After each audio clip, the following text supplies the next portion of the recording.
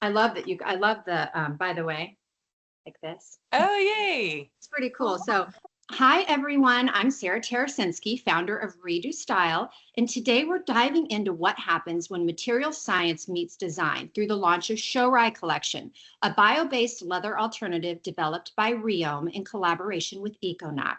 I'm joined today by Gauri Rawat, creative lead at Econock, and Megan Beck with Rheom Materials. Hi, ladies. Hey, nice to meet you. Nice to meet you. Lovely to meet you guys. I would love for each of you just to give us a little brief introduction and tell us a little bit about yourself.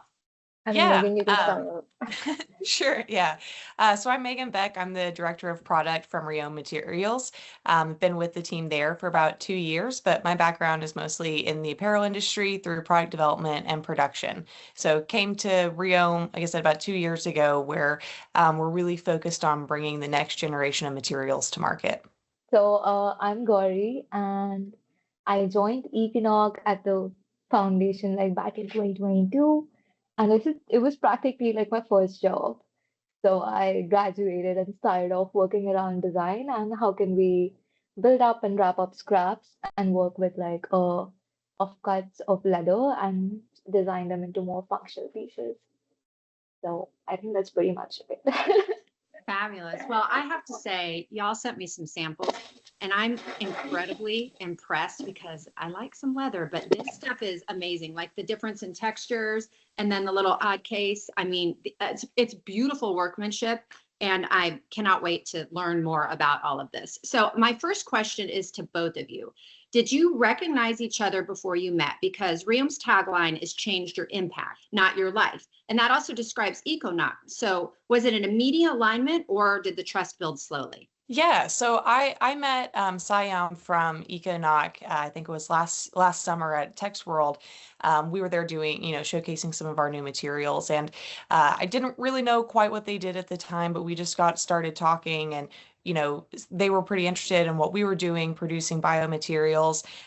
Then learned that Econock, their whole point was using leather waste, and immediately was kind of like, oh, cool. All right. Yeah, there's nothing we can do together because you're doing leather waste. We're making leather alternatives, but then pretty quickly we kept thinking like, you know what, this is a company that aligns with us from our mindset. We're all trying to solve the same problems here, just going about it in different ways. So kind of kept the communication open and wanted to see, how can we actually start to work together. So a really great opportunity came up last September for Houston Climate Week, where we needed to make some samples, get some products out for an event. And we thought, you know what, this is the perfect time for us to try to work together on a project to see if they'll like working with us, if we like working with them, if everybody gets along. And they, like you said, you saw the AirPod cases, they knocked it out of the park quality wise, and it was insanely beautiful. So that was our right. So that was our first little trial, was making a product with them. And from the beginning, we kind of decided to continue working together in a larger capacity because, like I said,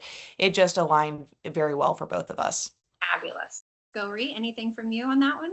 Yeah, I think from what I've heard in terms of storyline was that Simon went to one of these huge impact exhibitions or something where Rheom was an honorary and they were being celebrated there. And he just loved the aspect that they were following the same thing. And I guess we were also doing the same thing parallelly, that they were developing material out of the discarded waste and we were like working with discarded waste and kind of creating more products. Yeah, pretty much on the same lines. And I guess it's been like very fun. I think I met Megan like right during that project, around the climate week, and yeah, mostly around the Milan project, mainly around it. But it's been really fun with the whole team. So, Megan, Rheom is based in Houston, oil country, deeply invested in engineering. How does a material born in Houston end up in the hands of Karigars in India? And what was the moment you knew Econock was the right collaboration? Yeah, I'm, from Houston. I love Houston, but absolutely it's a city of oil and gas. But what it is more than that is a city of innovation. And that's what was really exciting. Even when I joined the team at Rheom, I asked them like, what are you doing making this kind of company in the heart of the oil and gas industry here? And their answer was so they could steal their scientist. And I thought that was the perfect way to do it. You're in the right spot. And so, like I said, yeah, Houston's all about innovation and creating new things in various capacities. So being able to take that and, Houston is a very global city. We have people from all over. We work with people from all over. So being able to take those products and put them in the hands of, the Karigars in India, where they are so skilled at working with these materials. Like I said, that's what was most exciting for us, was being able to get it to people who really know, they know how to work with leather. They know how to treat it. They know how to, work around products. Um, you know, Very, very exciting for us to see, what's in our lab in Houston, Texas, being produced over in India, and then getting out to the rest of the world, being able to bring that innovative spirit that we have and partner it with people all over. I have to say, I have a clutch from Econock that I have carried, and the workmanship is insane. I mean, it's probably one of my top favorite little bags, little clutches. It's so, in the little hand, like, oh, so cool. So cool. Okay. Econock started with a very specific realization that waste isn't a problem. It's a starting point. Can you take us back to the moment that became real for you, not just as a brand idea, but as something you felt? So, I mean, initially, this kind of a thought process was started with Rheum, who is the founder of the brand Econock. So, initially, when he was working in Paris with Manish Arora, he realized he was working on a project with Swarovski crystals for the whole display. And during the logistics, all the crystals were basically came in with like crystal dust form. So, they were completely shattered. And they still managed to create the whole project and build it with the crystal's dust instead. So that's where he realized, okay, like this was that his eureka moment for him to actually see the hidden potential, and that's like the gap in someone's creativity. Like, okay, this is how you can actually work around it. For me, when I joined as a designer, I think that is how like Rabhav has been pushing me in terms of working with that restraint and still designing around it. Like, and initially, like when we started looking in terms of different materials, we saw a lot of people working with, fabric, discarded fabric swatches. Like it was easy for them to thrift, or it was easy for them to people to work on its own. But with leather, people were turning a lot of blind eye towards leather, specifically when the sustainability mindset came into play. And we realized that leather as a material has a lot of durability or the strength to actually last in someone's wardrobe. And we figured, okay, this seems like a great opportunity to work around. And yeah, that was pretty much the realization and how we ended up working as a brand. Okay, Megan, Shorai is derived from plants and designed for end of life. Walk us through what that actually means, not like in a scientific language, but in terms of intention. Why is the end of life a design parameter from the very beginning? Yeah, so I think, as you work with new materials and as you're choosing, for designers, as you're choosing materials across the board, you really have to look at products holistically. If you're going to continue to design products that you want in your life, that are safe, that are, not going to cause any damage, that are going to exist in the world in a way that's not totally destructive, it's all very important to do that from the outset. So for us, we focus on end of life that is biodegradation under home composting conditions, so that there is an actual end of life. Even, most products will say compostable, but they're industrial compostable. You're in Austin, I'm in Houston. There's not a ton of industrial composting facilities, especially when you work in the fashion world. Are you really going to take apart your shoe and pull out the inside plastic and put it in one piece? And, do we even have the infrastructure, for that? In most places, the answer is no. So for us, it's what goes into the product. So starting with bio-based materials and starting with, plant oils and plant derivatives and those types of products. So starting with products that aren't harmful, and then making sure that towards the end of their life, when it is time for them to go away, that there is a way to actually make that happen. And so, I think it's really important for, I know a lot of designers and I know a lot of people in the apparel world, the fashion world, they do have a lot of ownership on their products. And so being able to actually see it through from the outset to the end of life is a heavy responsibility. And you can't really do anything about it unless you have the options for good products. And so that's why we try to produce the products that can align with that mindset. Right. That makes total sense. So, Megan, most people think that PU, polyurethane leather, is a responsible choice. It's not animal leather, so it must be much better, right? What do people get wrong with PU leather, and why does that misunderstanding really, really matter? Yeah, it's a really big conversation when you're talking about, what materials are really sustainable, what are they good for? There's a ton of greenwashing in the world, and so nobody wants to lean into any type of misleading claims as well. PU polyurethane, that is made in a lot of different materials. And one thing, that I always kind of like to remind people is that a lot of leathers are also PU coated. So when you get into vegan leathers, a lot of vegan leathers are just outright plastic. And so there's a lot of misunderstanding and push in the industry that that's just a complete plastic piece that's not really competing with leather. But we like to take kind of a step back and say, okay, what has leather done right for centuries, because we've been using it for centuries for a reason, and where are the parts that we can improve on? What are the parts that we can take that did well? Where are the gaps that are missing? How can we start to take some of these products and be able to make basically the next generation of what these materials could be, rather than just an outright replacement for leather? Yes, that's definitely a great balance. So the 80% carbon footprint reduction compared to synthetic leather, what does that number actually represent in practice? Yeah, so it basically means that to produce a square meter of Shorai only takes about 20% of the carbon emissions as producing a square meter of a synthetic leather. And so there's a lot of different ways that you have to kind of get to that number. And I will not claim to be the expert in finding that out. We have a wonderful technical team full of great scientists who put that together. But it does consider the CO2 uptake, which actually happens during the photosynthesis process of growing the plants that get turned into our materials. So we really like to take a full cradle to gate approach, which means like basically plant to I've got a roll of Shorai sitting here ready to send to Econock. What does that look like? What does that entire process look like? And so that's, everything from growing the plant, how much water is used, how much energy is used to combine the materials, and everything across the board. So with all of that included, it's an 80% reduction compared to synthetic leather. So that's a huge, huge number that we're able to achieve. Yeah, that's a very big number.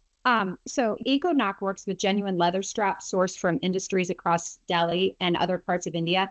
And that's a very intimate relationship with leather as a material, one that connects crafting histories, backward class communities, and material memory. What do you know about leather that most designers really don't know?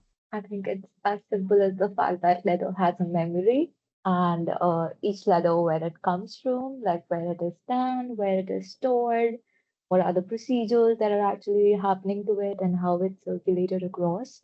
So it's always something that we have learned, that to always work in a way that complements the working of leather, never against it, never against the nature of leather, basically. So, like Megan said, that it's her technical team that she relies on. The similar thing goes with our artisans. That is the craft that they have learned over the years, for them to know how to work with the nature of leather and different types of leather. Okay, this leather would have a great way in terms of finishing something, and the other leathers would not be very easy to manipulate that kind of recycling or upcycling in terms of different surfacing that we do. Yeah, I love that. And I love that you use the word upcycle because it's one of my favorite words. Favorite word. Okay, so when you received your first sample of Shorai, what did your hands tell you? Like, were you like, before you thought about it, were you like, oh my gosh, this feels amazing?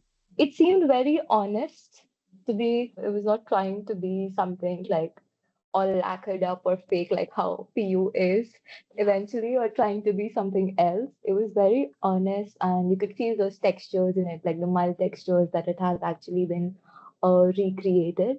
So it was really fun to work around, and eventually similar research happening on how to work with the nature, because you cannot really control the material of that sort. So you always have to work around it and see how it reacts. So I was plenty curious on how that would work eventually. Yeah, I bet you were. I would be like, yeah, I bet you were. What was the brief you set for yourself going into this collection? And how did Shorai shape or change the brief once material was actually in the room with you? I think what we are mostly like familiar with are working with scraps of leather. So they are like always different. And in terms of designing, we always have to design in a manner where we're able to use the discarded off goods or at least shape them in a manner.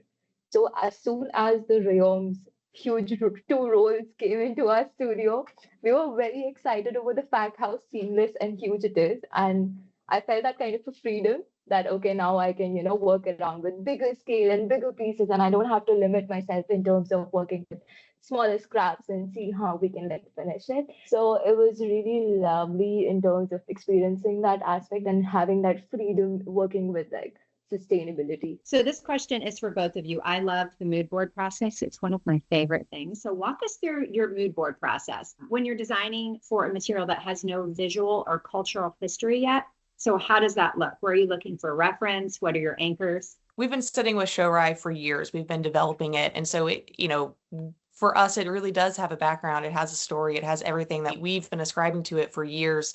It's also, we're based in Texas. Last year we did, a campaign where we took the materials to the rodeo. We wanted to make sure that it could fit in a leather perspective. Like, would people even notice it? Would people think it was cool? And so it's a material that we've been so passionate about, and we've been able to put our own thoughts and feelings on for years. And then to be able to just send it to India and kind of turn a blind eye and see what other people thought of it and did with it was, I'll say, initially a little scary. Because it's like handing your baby over to somebody else and saying, I hope you like it.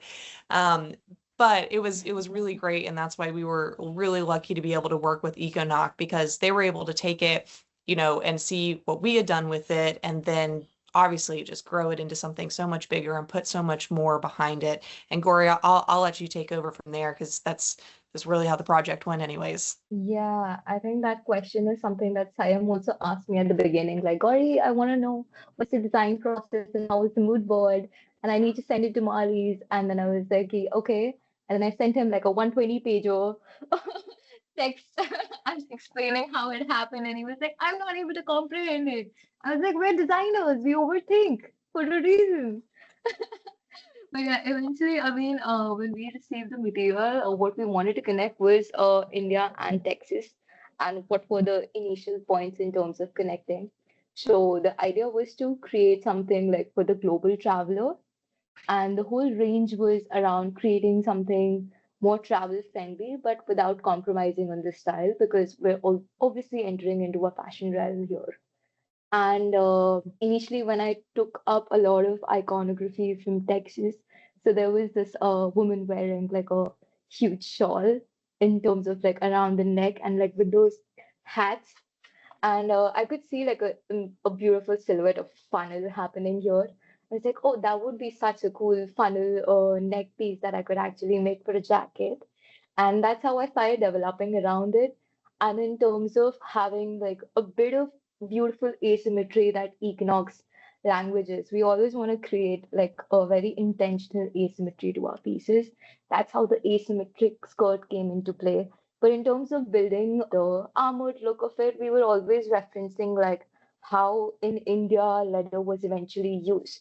So leather in terms of using like by the warriors of India, like as an actual, using those old rhinoceros skin as part of the shields or working around in terms of armor. So the actual use of leather in terms of armory and how we can like redesign it for the body, but in a more contemporary way.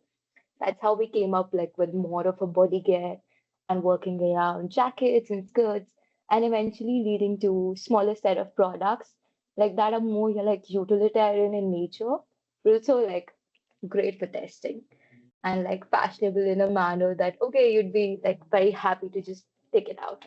Similar to the AirPod case that actually is a neck piece. So Cool. I'm going to put it on actually. What happened when you put a Shorai in front of a Karigars for the first time? The curiosity, comments, first attempts. oh yes, they went berserk over the idea like how it is made. They wanted to be engineers themselves. They were like actually taking out the cotton backing, exploring it, folding it. Like how is it made? They're just guessing guessing it on their own. They're very curious. They could not believe over the fact like how it's made. And we were telling them, and they were like questioning it and having doubts around it. To be exploring in terms of okay, what kind of a a temperature pressure would work on it, or like how will we finish it, would the color stay on it, would the hand stitching work, or the machine stitching work, and everything. So everyone had their own curiosities that they worked towards. And I guess eventually how the project led up, we were like constantly in the experimentation phase, like how the material turns up. Every day we were like learning something new by the end of it. So yeah, it was quite fun for them. Oh, I bet. Yeah, I bet it was really fun for them. So, Megan, what did Econock's Karigars teach Rheom about Shorai that the lab hadn't? What moved from the strength data to something only skilled hands could reveal? Yeah, so much. That's why it's so important for us to always get it in the hands of people who know how to work with materials. Like Gori explained earlier, they've been working with leather, and leather has a memory, and all leathers are different. You have to know how to work with it and how to sew with it, and what are your thread tensions? How do you cut it? Just so many different things that go into it. And we've had centuries of practice with those materials. So being able to take Shorai from like, okay, I can tell you the tensile strength test, I can tell you the belly flex testing, like instead of just like these quantifiable numbers.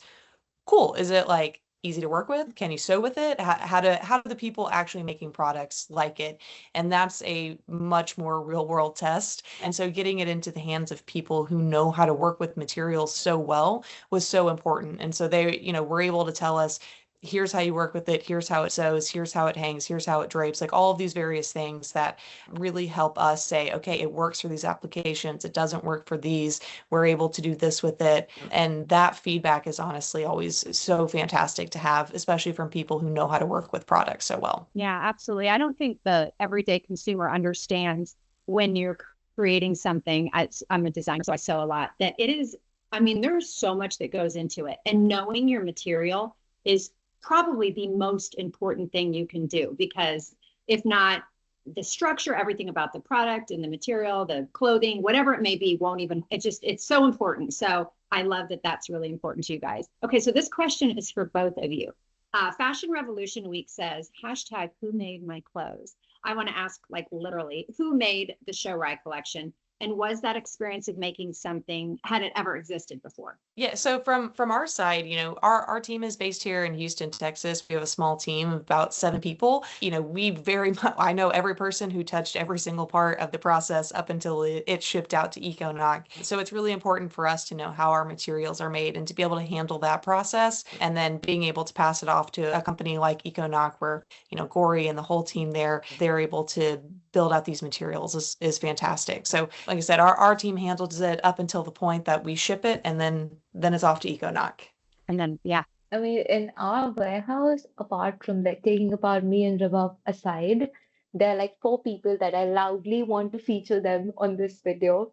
So those 4 artisans and Karigars are, one is Alim Ashraf. So he's like the master artisan of the brand, and he's the one who is like the wisest of them all, given his experience, and he knows how to actually work through any problem that is thrown at him, even with the material. And he was the one who made the biggest discoveries around Shorai. The second one is Pool Babu. So he's a second master who loves his morning tea and would not start the project unless he has had his morning tea. But he's the one who was finishing and double checking each and every product. And apart from that, there were like 2 junior artisans called Mashroor and Celine. So I guess these 4 people actually made it all happen at the last minute. And it was actually during Ramadan. So they were like working overtime just to finish the project at the last minute. They sent it to Italy, and it was kind of beautiful to work that way. Yeah. So this question is for both of you. The jacket is literally the most personal garment someone owns, I think, personally, especially if it's got great pockets. It gets lived in, rained on, thrown over a chair. So what did it mean to make one for Shorai? And how did the design emerge from the material's properties rather than despite them? Yeah, I think, I agree. A jacket is one of those like pieces that you wear with it. It becomes a part of like who you are.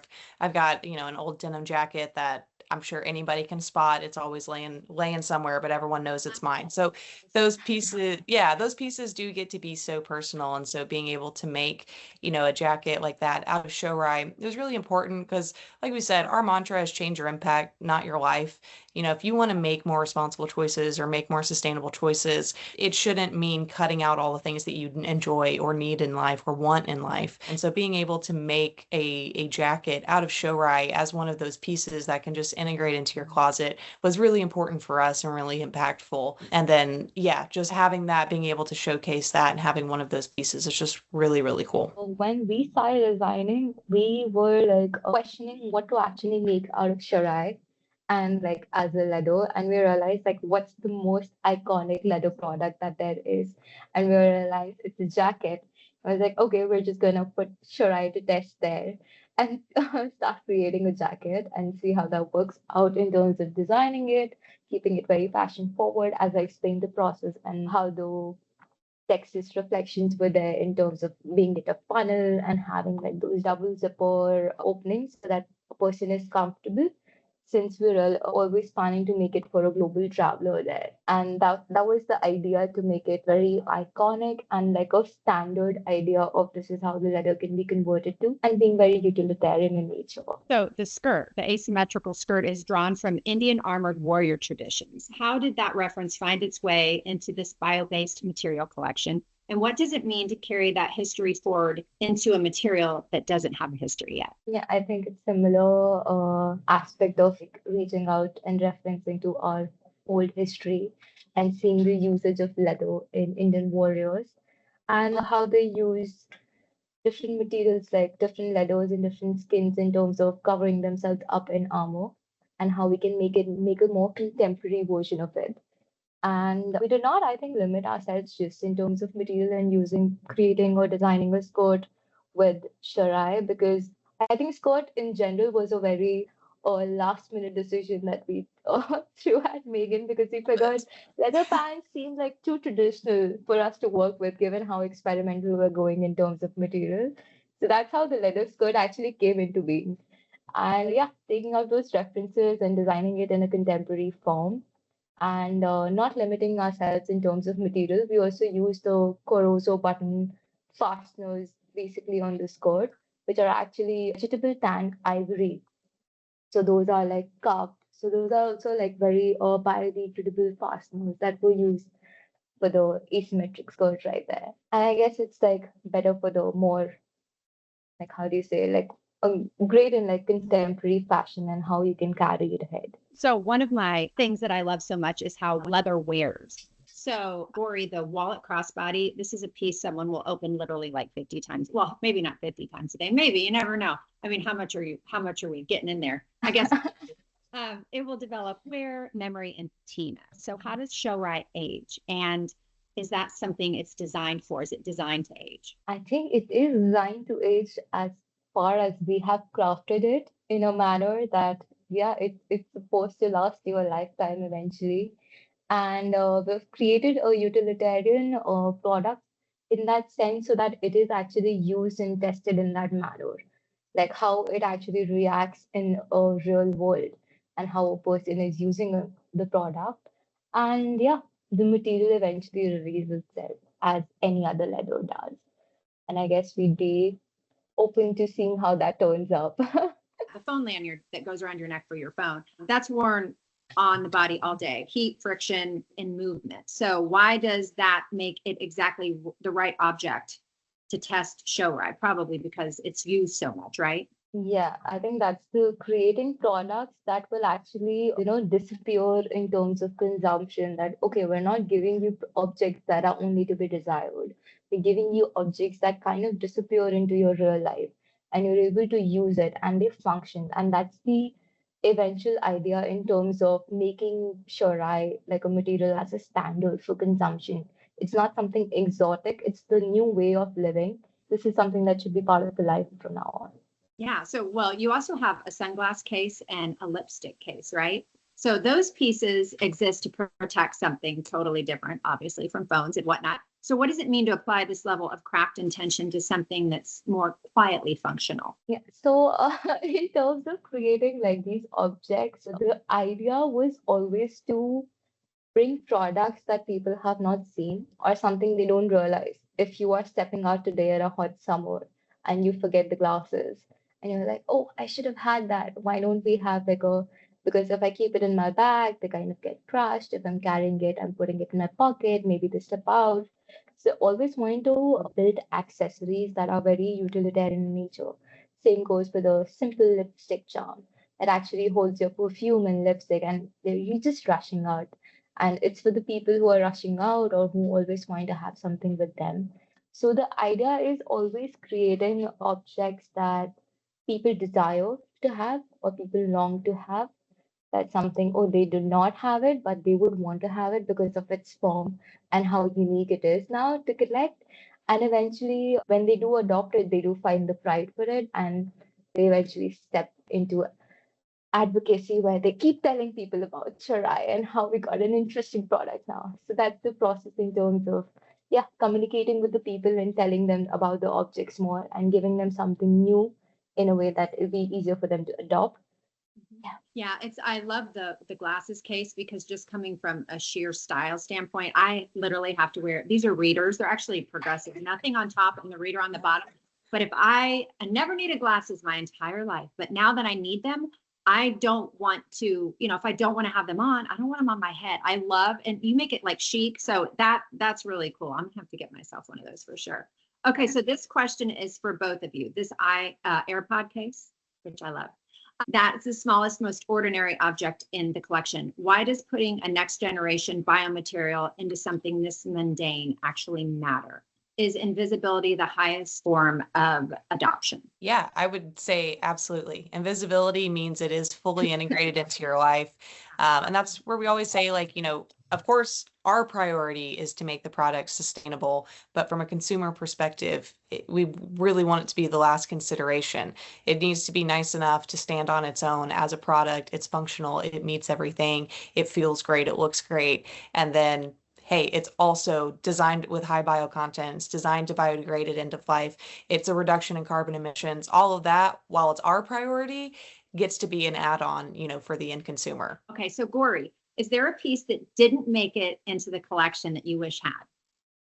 Oh, too many. I really wanted to experiment with a lot of things at the beginning. I think I shared Megan with like a moodboard. Oh, I want to do like those bandanas and scarves and everything out of like basic experimentation with Rheom tags and like working around for more bigger bags and belts and like more typical products as well around it. But yeah, something more experimental because I guess I just found the freedom of a seamless material after a really long time, and I was like very excited to work around it.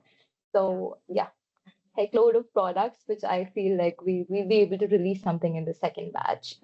Yeah, I was going to say, I'm sure your second batch will be as phenomenal as your first batch. Okay, so Megan, Lineapelle is the heart of the global supply chain. Showing up there with a bio-based alternative is a provocation. How did the leather industry respond, and where does the real resistance live? Yeah, it's an active choice to take a bio-based leather alternative to a leather show. For one, it was a fantastic show. We were very happy to be there. We really said if we're going to try to compete in this space, we have to be in the room where the decisions actually happen. Sustainability world is great. It's a lot of we love it. We'll see. Let's do a capsule. Maybe so cool. Keep going. Talk to you in 10 years. But the people who actually like make design and buying decisions are going to be at the shows. And so for us, it was very important because if we're going to try to, compete or be an alternative to leather, then we need to be where leather is existing. For the same reason that we wanted to work with Econock because they traditionally work with leather, we need to be in the same arena. So it was interesting, we're talking to people and we had a big banner, it's made from plants. It definitely drew some eyes there, but it was really exciting because the industry responded in the same way that we think about this, as a, wow, we've not been able to do that with leather, but this looks like an alternative to it. This looks like a new way to do it. So there's a few different ways that we can play with it. Of course, we can laser engrave it and laser cut it, which you can do with leather, but we can do it without, some of the smells and the fume hoods and a little bit more machinery that would be required with leather. You know, there's versions that could be made transparent and you can do different patterns and you can just do so much more that we can do because it's a new material, because it's basically made in a lab and because it's got science teams behind it creating these types of things that you can't do with leather. And so we even had, you know, some very, you know, high fashion brands that were like, wow, we're never going to stop using leather, but this looks like a really cool new thing that we could try as basically its own product, not replacing leather for their companies, but as something completely new and exciting. And so it actually was really, really great response to us.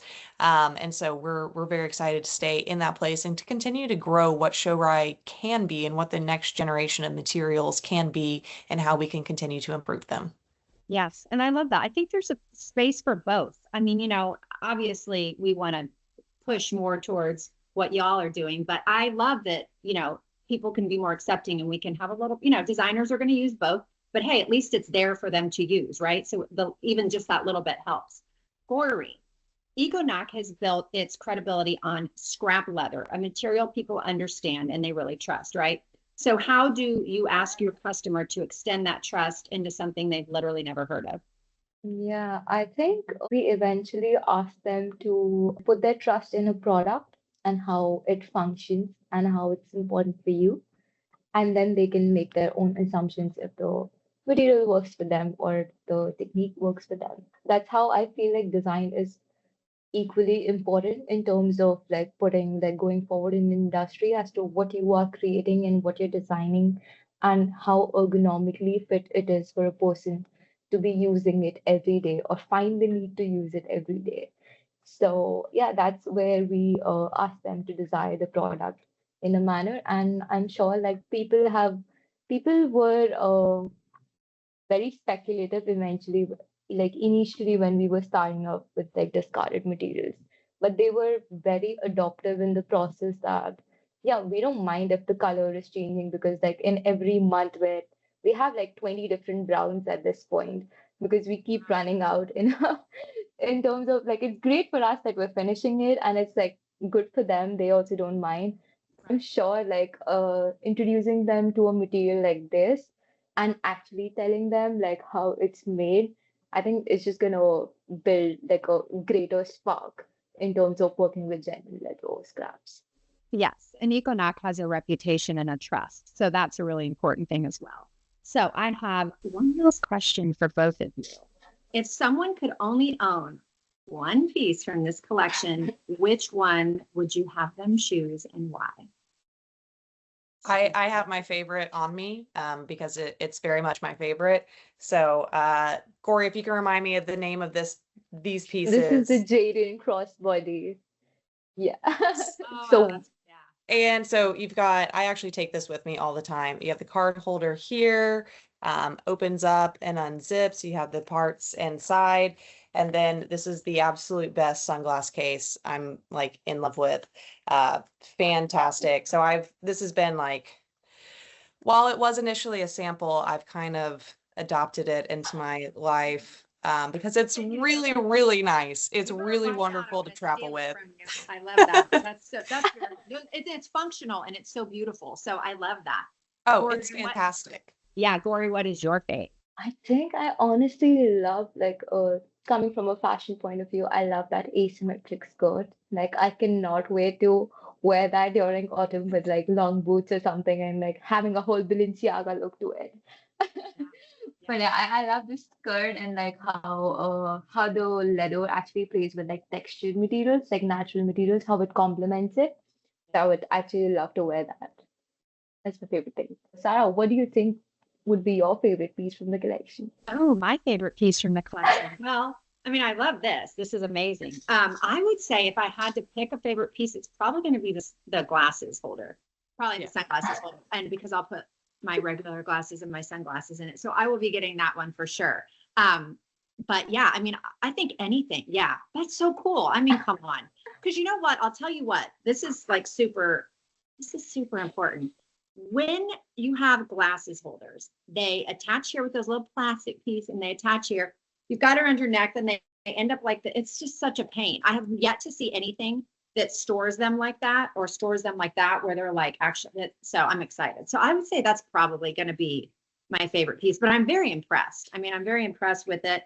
I love the feel of it and even the smell of it, like it doesn't smell like, what you would think something that wasn't leather would smell like. So, I mean, yeah, I would definitely say that the glasses for sure. So in closing, I want to ask each of you just for your final thoughts. We'll start with Megan. Just give me your final thoughts on the excitement you have about this collaboration and what it means to you personally, and then same when she's done for you, Gori.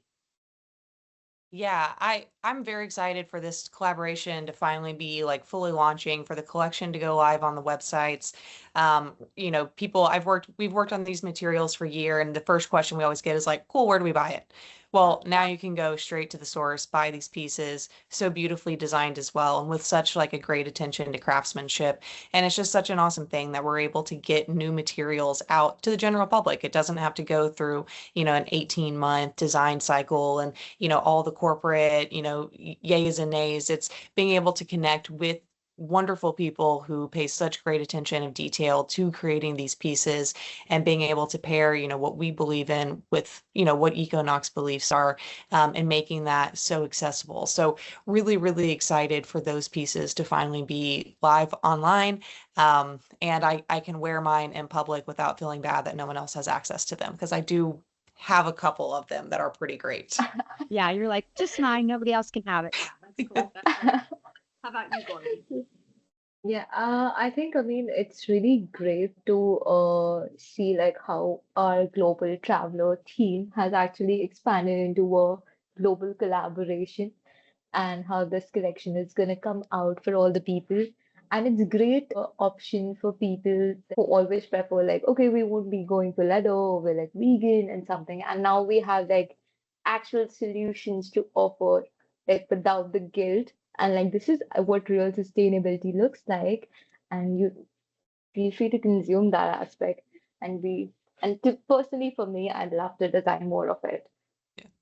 Yeah, I would love for you to design more of it too. Well, it has been lovely talking with both of you, and really the education on all of this, I will take with me into my sustainable design.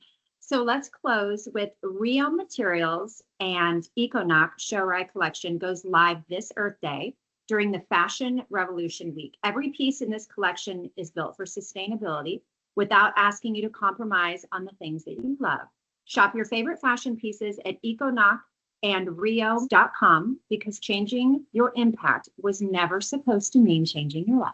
Yeah, thank you so much. You're Yeah. fantastic Thank you, Sarah. moderator. Really appreciate it. Yeah. Thank you so much. Yeah, so I'm Sarah Teresinski, sustainable stylist and designer. I show people how to rework, reuse, and upcycle what they have to create beautiful spaces in their home, beautiful situations in their wardrobe, as well as lifestyle. Like we'll upcycle everything, even for a dinner party.